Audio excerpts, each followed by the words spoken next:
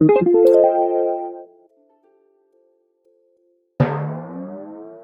this video, I'm going to show you a quick and simple teaching idea that you can use for developing vocabulary.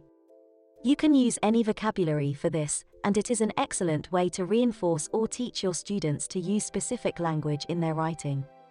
Keep watching to see more. Don't forget to subscribe to see more videos like this and pop over to our Instagram page for more ideas and inspiration. Open Classroom screen and select the Media tab, then insert your images or video onto the screen. I'm using a video for this, and I'll leave the link to this video in the description box below. We also have a full detailed video on how to use the Classroom screen software.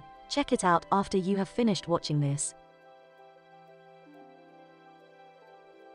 Play the video and get your students to say the word that they can see on the screen or flashcard, and then put it into a sentence. You can use the traffic light system and timer to make this activity more engaging. Another way to improve and develop your students' vocabulary is to show them a short video and give them a word. They will need to create a sentence linking the word and the video together. For example, "Give me a cake," screamed Kate.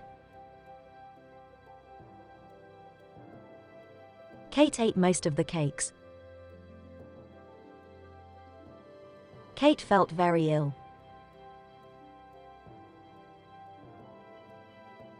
After eating all the cakes, Kate was sick. Video clips are a fantastic way to get your students to use and apply their spelling and vocabulary knowledge. You could give your students multiple words to use, and you can ask them to put them into sentences. Giving your students sophisticated vocabulary to use is also another way to encourage them to apply these words into their sentences. Our last teaching tip is to show your students another short video clip and place a variety of words on the clip. Then get them to create sentences using the words that they can see. This is a good way to introduce new vocabulary into your lessons. They can then use their sentences to start a piece of descriptive writing, a report, or even a story. You can build on this by getting your students to focus on specific sentence structures, a range of punctuation, or to consolidate their grammar knowledge. There is so much that you can do with this teaching idea. Please share your ideas in the description box below.